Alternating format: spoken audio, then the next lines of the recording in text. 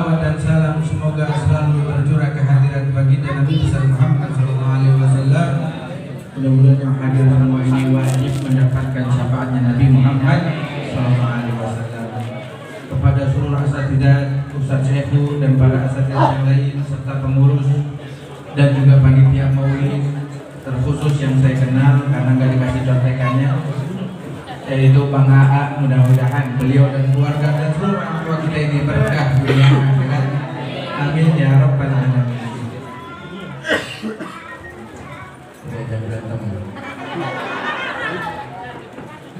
Saya seumur hidup baru kali ini saya bikin acara maulid tapi diundang. Saya lagi bikin maulid di rumah.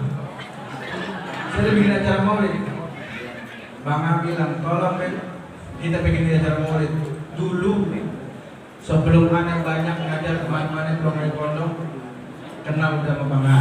Jadi pikir ya sekarang anda datang, anda serahin semua kawan-kawan sebelum. Tapi selesai ini anda langsung jalan lagi pulang. Karena di tuan rumah tuh ada tinggalin sebentaran. Kalau guru anda datang, anda kagak ada. Waduh. Udah gitu panitia ini pintar semua Ustaz Syekhu. Ini yang cantik-cantik ditaruh di depan. Mudah-mudahan ibu ya keturunan kita ini menjadi orang yang manfaat dunia akhirat. Semuanya ada tambah cintanya kepada Nabi Muhammad sallallahu alaihi wasallam. Jamal hadir rahimakumullah. Ini mohon maaf kalau orang tua saya rada belakangin.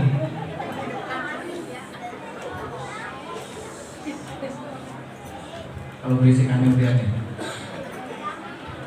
Pak Bu, di sini di musola ada pengajian enggak? Ngaji enggak? Benar. Ada pepatah Bu, syair dalam kitab Ta'lim Muta'allim. Ini dengerin saya. Wal mansilul aliyah sahibal hajat.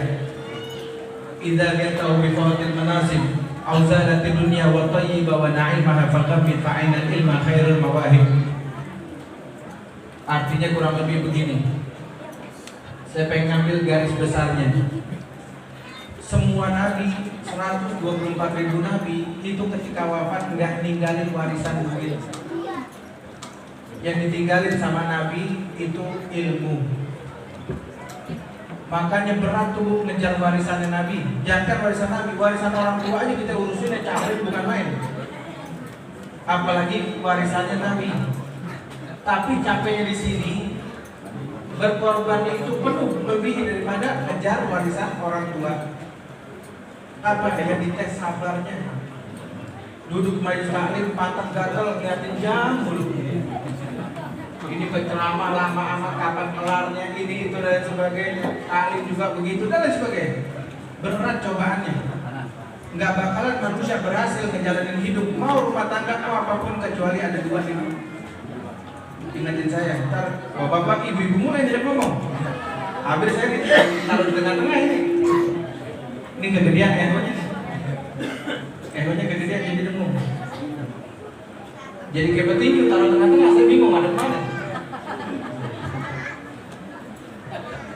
Warisan terbesar Nabi itu ilmu. Di dalam syair dikatakan, wahai orang-orang berakal, ilmu itu derajat tinggi yang mesti kalian capai. Ada waktunya nanti, jika engkau mendapati ilmu, kemudian hilang kedudukan dunia, bahkan nikmat dunia hilang, maka pejamkan matamu, fa innal ilma khairul mawahib. Maka sesungguhnya ilmu sebaik-baiknya pemberian. Pak Bu, dengerin saya nih.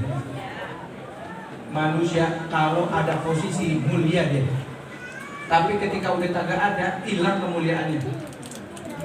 Presiden sekarang dihormatin sama orang RT, RW, pejabat dihormatin. Udah pensiun, hilang kehormatannya udah. Betul? Udah gak dianggap lagi. Udah hilang kemuliaannya. Atau terbatas nikmat dunia yang tadinya bisa menerima lebih banyak, cuma uang pensiunan. Cuma uang pensiun yang didapat, seakan-akan harga diri hilang, udah gak dihormati orang, bahkan rezeki pun sekarang berkurang. Tapi kalau dia punya ilmu, khusus ilmu agama, maka dia nggak permasalahan itu hilang semuanya itu. Kenapa? karena ilmu agama ini nanti kepake sampai dia mati. Makanya nggak ada, Ustadz ada gak pensiun mantan Ustadz? Mantan RW ada, mantan presiden ada, Ustadz nggak ada mantannya. Suami ada mantannya, istri bahkan ada mantannya. Betul? Semuanya itu, makanya ilmu agama ilmu yang paling utama. Kejar Bu, saya bilang, khusus buat ibu-ibu mungkin yang udah umur 40 tahun ke atas, udah mau belajar ilmu falak, nggak usah deh. Ilmu nahwu shorof, nggak usah deh. Cukup dua aja ilmu nih, ilmu fikih tentang ibadah sama ilmu tajwid. Terkhusus ilmu tajwidnya, bisa baca Al-Quran. Karena nanti ada masanya Pak Bu, anak kita sudah dewasa, dia sibuk rumah tangganya. Kita kalau nggak bisa baca Al-Quran di rumah bingung mau ngapain. Tapi kalau bisa ilmu agama nggak ngerasa kesepian, bisa baca Al-Quran. Minimalnya cucu bisa ngajarin, walaupun bisa alif bata doang. Tapi kalau nggak begitu, nggak punya ilmu agama, bingung, sepi ngerasa hidupnya. Anak udah sibuk sama rumah tangganya. Ya, cucu udah jarang datang lagi, karena nungguin datangnya barengan orang tuanya anak kita. Semua bakalan melalui masa-masa itu. Makanya jangan sampai nanti ketika kita nggak kenal agama nyesel di akhir hayat. Apalagi khususnya Bu tentang masalah tauhid. Ini udah jarang Ustaz. Ya di majelis taklim membuka masalah tauhid. Sifat 20, akidul awam itu mesti kenal. Karena bahaya ini anak-anak kita, calon masa depan kita, kalau ibu nggak perhatiin semua, bapak-bapak nggak perhatiin, bagaimana nanti ke depannya? Saya ini belum lama cerita. Saya janjian sama temen di daerah pasar PSPT apa itu, tempat masuk ke dalam PSPT situ. Saya kejauhan udah, ketemuan di sini aja. Ada rumah makan situ. Kalau ibu tahu itu tempat dari turunan Kampung Melayu belok ke kiri itu kafe banyak. Saya duduk makan situ. Sembari mesen minuman sama cemilan, sembari nungguin teman saya. Di sebelah saya duduk dua orang laki-laki. Dia nanya, "Bapak habis ngaji?" "Enggak," saya bilang, "nungguin temen." "Pak, kita mau nanya dong." "Iya," saya bilang, "silahkan aja mau nanya." Dia pindah tuh duduknya ke tempat lain. Saya udah lihat gelagatnya nih Bu. Gatonya ini berbukit, tau berbukit? Iya. Orang-orangan sawah buat mesin gunung. Gatanya dua ini laki pacaran ya. Dia bilang sama saya, kalau nadain gitu mana laki mana perempuan gampang Ustaz. Iya. Kalau perempuannya ngerokoknya begini buatnya. Saya udah lihat, saya istighfar dalam hati istighfar aja. Ngeri nular. Bukan nular itunya, tapi nular bodohnya. Ulama bilang penyakit cepat paling menular itu goblok. Maka ibu yang pintar nongkrong aja tiap hari orang bodoh. Itu paling cepat nular. Saya istighfar, ya Allah, jangan sampai ini nular. Dia ngomong apa? "Pak, subhanallah, saya itu istighfar. Ini orang nyebut nama Allah aja kaku, gak bisa patah-patah mulu." Akhirnya bilang, "Tuhan, jalan keluar gampang." "Pak, Tuhan kan sudah takdirin kita kayak begini." Ini mic-nya kenapa nih? "Pak, Tuhan kan nyiptain kita kayak begini." Saya pura-pura bahlul, pura-pura bodoh. "Begini kayak gimana? Bapak tahulah kita ini pasangan Pak." Anda ketawa, Anda bilang, "Jangan masalah pribadi nyalahin Tuhan." Enggak Pak, ini bukan masalah pribadi.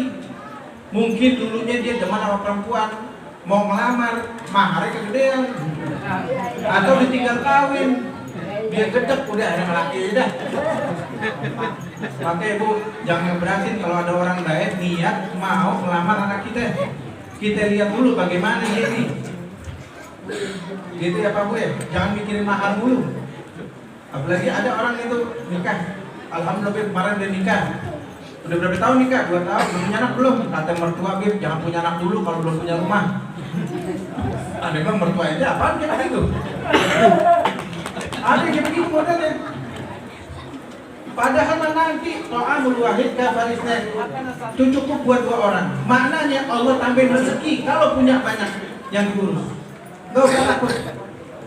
Makanya orang banyak yang gak muslim. Nanti di akhirat orang masuk neraka gara-gara kufur nikmat. Kufur nikmat, nggak nikmatin. Dia nggak bersyukur sama Allah atas nikmatnya. Bangun tidur aja dia nggak baca doanya. Masih ingat doa bangun tidur? Allahumma inni a'udzubika minal khubuthi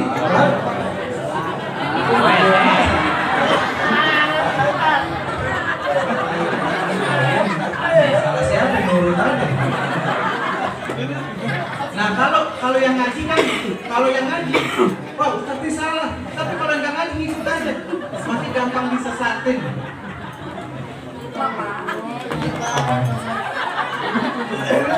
Dia bilang begitu, Bu. Ini gara-gara takdir yang udah tentukan, kayak dia jadi begini gara-gara takdir yang udah tentukan. Ini orang kayak orang Qadariyah nih. Saya jadi pemabuk karena Allah nakdirin. Saya nggak sholat karena Allah nakdirin. Ini orang-orang yang sesat adalah pemabuk. Kalau orang nggak punya ilmu begini tuh, pakai bahaya anak-anak kita nih. Perhatiin, ngaji sono. Terus dia bilang, tapi kan memang sudah asli ciptaannya Allah begini buat saya, Tuhan buat saya. Terus saya bilang, mungkin 5 tahun ke depan saya nggak makan ayam lagi. Katanya orang, Ustadz diajak ngomong apa nggak nyambung. Saya cuma pengen bilang, kalau saya bilang ayam aja masih nyari perempuan biar bisa nelur, sapi masih nyari.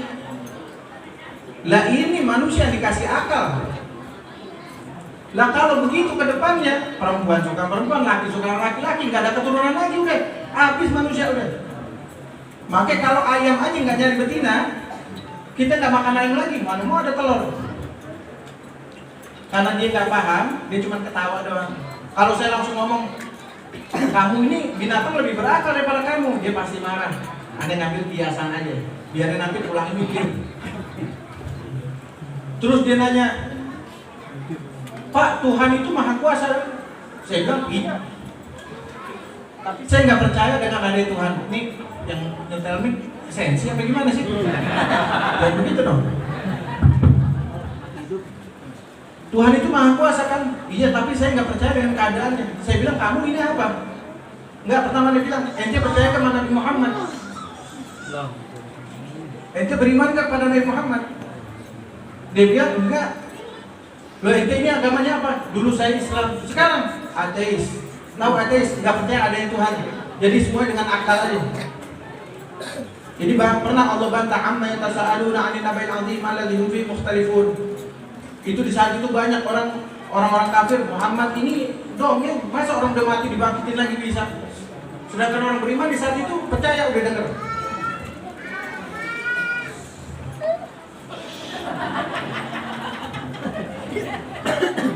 Kalau situ nggak percaya sama Nabi Muhammad, bagaimana saya mau jelasin? Nabi Muhammad bilang Allah itu ada, saya percaya tanpa harus melihat. Raditu billahi rabban wa bil islami dinan Muhammadin nabiyya wa rasulah. Pas. Kita udah beriman kepada Nabi Muhammad, ridha. Seandainya Nabi Muhammad bilang di dalam tubuh kita ini ada bakteri, pada zaman dulu belum ada mikroskop, tanpa harus meneliti, saya langsung percaya. Nah kita umat Islam jangan sampai benar itu omongan Nabi, benar itu begitu. Oh begini nyari dalil yang diperbolehkan, jangan. Kita umat Islam udah sami'na wa ta'na, jangan bilang sami'na wa asayna. Dengar tapi melanggar. Berusaha aja taat kepada Allah. Ini rame banget di depan ini, mana main handphone lagi itu tuh.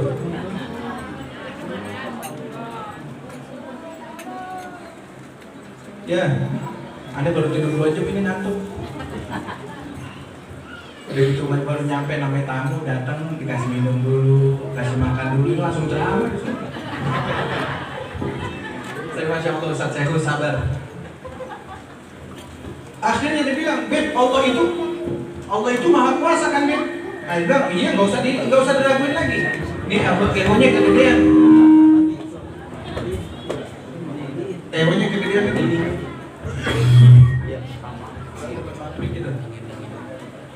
Ada dengan Malson, jadi Cek tes. Cek. Oke, bentar lagi. Habis ini kita makan. Belum ya Ustaz, saya dulu. Allah itu maha kuasa Tuhan, Beb. Pak, saya bilang iya, nggak usah diraguin lagi. Kalau Tuhan itu maha kuasa, kenapa mesti nyiptain bumi ini 6 hari? Saya bilang Allah mau nyiptain 6 hari 7 hari apa urusannya aja? Karena kalau maha kuasa kenapa nggak jadi aja langsung? Saya bilang gini, Mas, kalau semuanya langsung jadi, bahlul semua kita bodoh. Allah bukan yang nggak mampu. Sacehmu ting ting ting ada semua. Allah itu mampu, maha kuasa atas segalanya.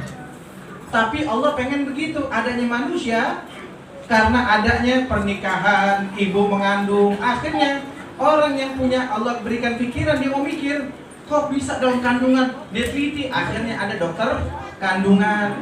Tumbuhan juga begitu, dari bibit kemudian tunas sampai jadi pohon. Orang yang mau mikir, akhirnya ada insinyur pertanian dan lain sebagainya. Maka Allah bilang, afala yakilun, afala takilun, berakal apa kagak, mau mikir apa kagak. Maka Allah jadikan adanya orang-orang berilmu. Nah kalau memang begitu semua, bukan Allah nggak mampu, mampu, ting ting ting jadi semuanya kita ada sini. Cuman akhirnya kita jadi bodoh, nggak mau mikir, karena terima jadi. Kayak sekarang mau apa-apa belanja online di rumah aja. Bahkan teman-teman yang ojol yang suka GrabFood, kadang ya Allah Bib, minta kangkung doang seikat, kadang nganterin orang lewat malesnya, lewat orang lain kangkung doang seikat. Padahal rumah di kampung, pakai mesin rokok dari Gojek. Kalau orang Betawi bilang nggak mau lagu, banyakan gaya, tinggal jalan doang ke warung, pakai males banget. Ini saya mau jelasin, kalau orang akalnya nggak berguna, begini, lebih rendah daripada binatang. Maka dari itu Allah angkat derajatnya orang-orang berilmu. Jadi jangan berantem, jangan pakal-pakan. Jadi untuk usaha anak-anak yang jarang berilmu, saya kasih tahu, pendidikan agama jangan anak ditakutin, akhirnya mentalnya ke depannya kaya. Di ibu khusus, bang, sekolah ntar terlambat loh, ntar disetrap, gede mau jadi apa? Itu anak udah ditakutin sama dunia. Jangan. Bangun nak, sholat subuh, baca doa bangun tidur, sholat subuh. Jangan udah ditakutin sama dunia. Manusia hidup enak itu seharian itu dari cara bangun tidurnya.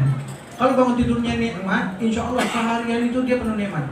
Tapi kalau udah takut-takutin duluan, cepetan sono. Pansan bu anak sekarang lihat kelas 6 SD kumisnya udah tebel-tebel banget. Kelas 6 SD lihat ini kelas berapa? Lebih gini aja deh. Kelas berapa? Baru mau naik SMP, ya Allah, kayak udah punya anak 4. Kenapa? Tua pada pikiran. Kalau nggak lulus, ya kan betah-betah mana sekolahnya. Ani dulu kecil sekolah masuk pagi pulang siang. Ini sore sama kayak orang kerja. Makanya anak-anak kelas 1 SD dan kelas 2 mondok sampai guru sekolahnya, Pak ini nanti gimana, ini depannya. Saya nggak ngatur, Allah yang punya aturan. Saya cuma waktu anak saya sekarang umuran segini sampai 15 tahun, waktunya mupuk akidah. Saya nggak mau anak saya kecil kita gendong, wah anak raja ganteng diciumin. Pas udah gede, ya Allah rambutnya diri, dia diwarnain jadi anak pang. Peraturan kita dulu anak raja, anak setan sekarang. Saya nggak mau masa tua saya disusahin sama anak. Walaupun dia hebat, punya jabatan apa? Punya jabatan hebat, pulang, assalamualaikum. Masuk mending kalau assalamualaikum. Anaknya jadi bos, bangga anak saya bos Beb. Datang Pak, cium tangan pakai jidat. Sholat kagak. Kalau orang tua yang mikir aja, ya Allah nih anak, bapaknya nih masih ada kagak didoain, dia kagak sholat, apalagi udah kagak ada. Mikirin bu, sekarang ini kita ini waktunya nyari temen. Saya bilang, ibu saya nggak sama suami. Saya nggak sama suami. Kalau suami meninggal mau nggak ikut kubur bareng?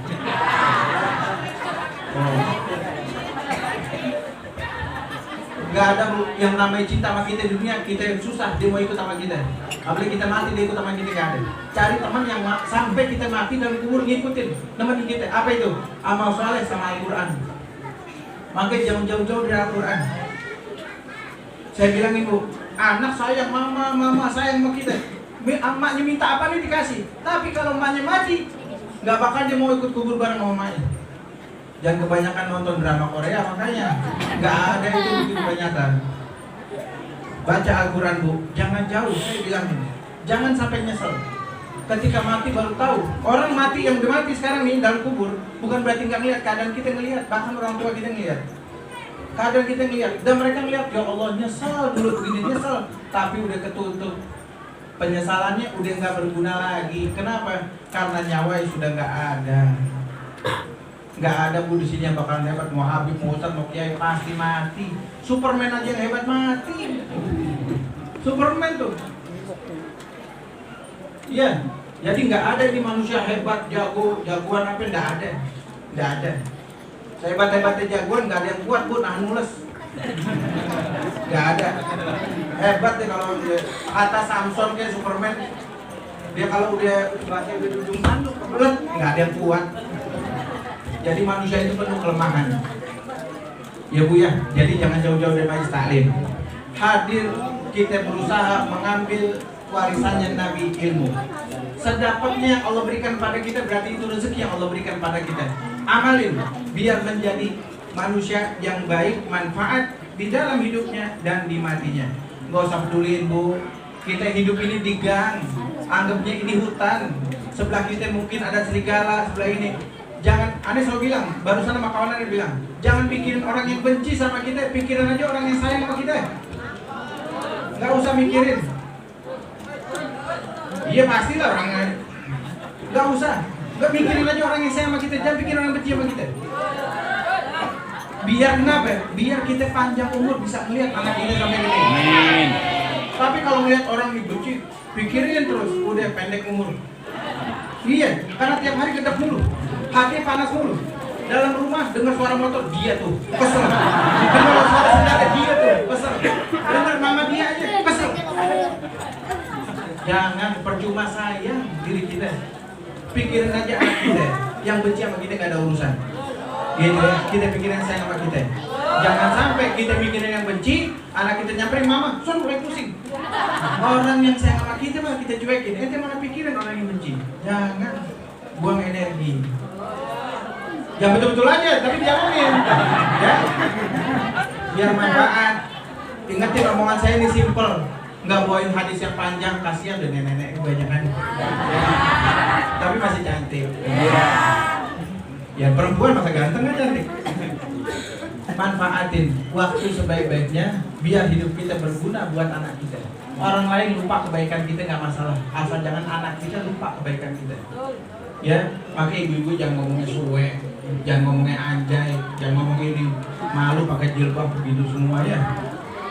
Jangan, banyak udah saya lihat pakai jilbab merokok. Wah, Samsung merokok lagi. Bisa aja, anak bisa merokok Samsung. Dia kayak gendong. Mudah-mudahan manfaat dunia akhirat. Kita pamit lagi, Anda langsung pamit. Para asatidzah, para guru semuanya, bil buluk. Kita dari hati aja nggak usah musafah lagi, biar cepat ketemu lagi. Rumah Anda nggak meja 3, kepleset juga nyampe. Monggo silakan mampir. Anda punya biskota, kopi biskota, sedan, apa lagi tuh? Kopi Aceh, ini pokoknya banyak. Mau seember juga bikinin. Kita ngopi bareng. Doain bu ya semua, Ustaz, biar kuat, biar istiqomah, biar panjang umur juga, biar kabul hajat kita semua. Rabbana anfa'na bima 'allamtana wa bi'allimna alladhi yanfa'una wa zidna 'ilman nas'aluka fil 'afiyah wa tawfiq li tamassuk bi kitabika wal ilmi bihi wal fahmi fi wal 'amal ba'da sabilih wa husnul khatimah wa husnul 'afiyah fil umuri kulliha. Rabbi ighfir lana wa li walidina warhamna kama rabbana shighara. Rabbana atina fid dunya hasanah wa fil akhirati hasanah wa qina adzabannar. Subhanaka wa bihamdika asyhadu an la ilaha illa anta astaghfiruka wa atubu ilaik. Sallallahu alaihi wasallam Muhammadin nabiyyi wa ala alihi wasallam. Alhamdulillahi rabbil alamin.